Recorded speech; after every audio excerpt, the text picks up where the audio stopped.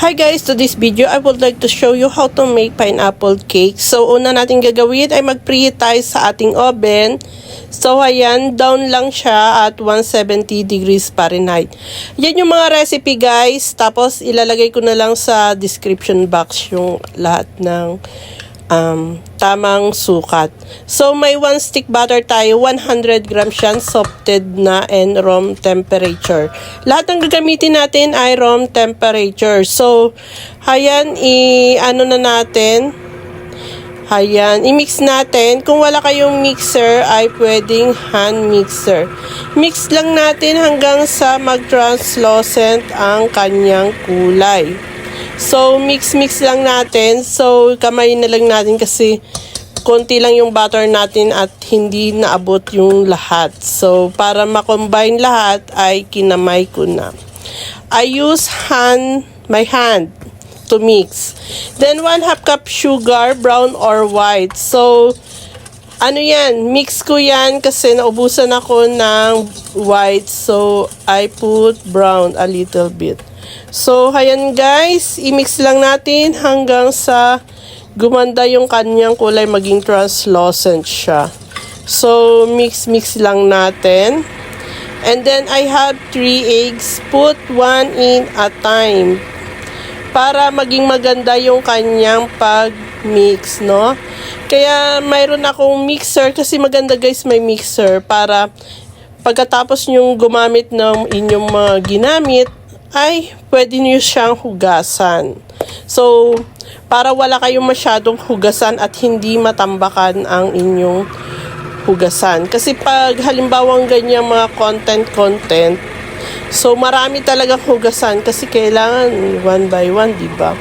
So, para at saka maganda rin yung 1 by 1 kasi hindi natin siya makakalimutan. Vanilla essence, 1 cup mashed pineapple. So, gumamit tayo dyan ng pineapple sa can. Blender ko na lang. 1 and 1/4 cup all-purpose flour. So, sip lang natin sa lain. 1 teaspoon baking powder and 1/4 teaspoon salt. Iodized salt, pwede yan. Ang gamit ko ay Himalayan salt.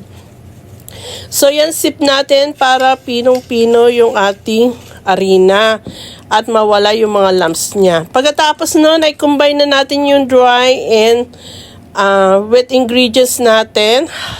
Haluin lang natin.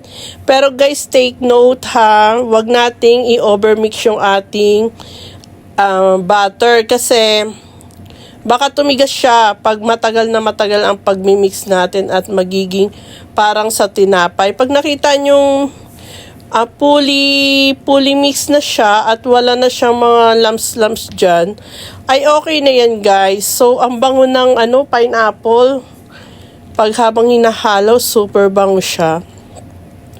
So, ayan nga, mix lang natin, okay? Then, ayan, tiyaga lang yan. At may masarap kayo pang merienda, masarap yan sa kape. I-grease nyo lang ng oil or butter yung ating pan para kapag halimbawa na maluto na siya ay madali nyo nang tuklapin yan. Hindi na kayo mahihirapan. So, gumamit lang ng parchment paper. Pang ko yan yung parchment paper ko, pang lagay sa sa air fryer. Pwede naman siya, mas madaling at hindi na ako nagupit-gupit pa. So, iniligay ko na nga dyan yung ating butter sa ating lupan. Pwede kahit anong pan ang gamit nyo, kung anong meron kayo.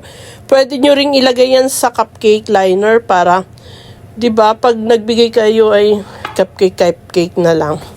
So, ayan, may 1 cup na pineapple ako na tidbits. Yan. Okay. Inilagay ko sa ibabaw para hindi na tayo mag-frosting.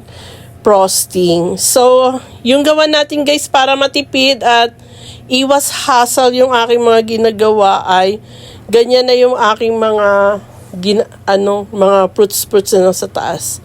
So, ipasok na natin sa ating oven sa na-preheat natin. So, guys, yung yung aking yung ba yan?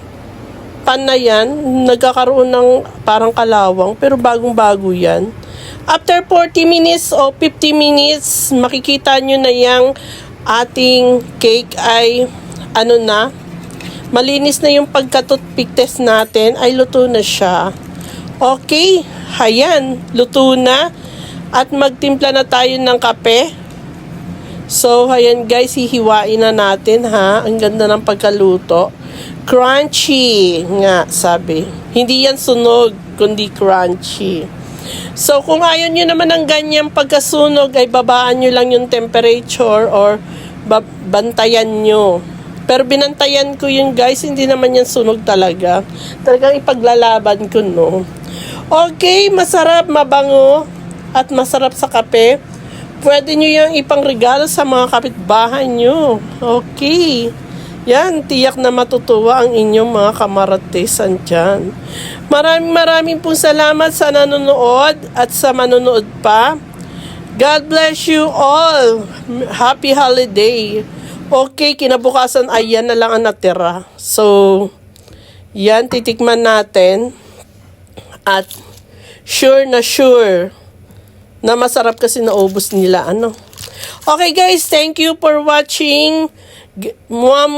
Chup chup. Okay, tinikman na, masarap talaga. Amen.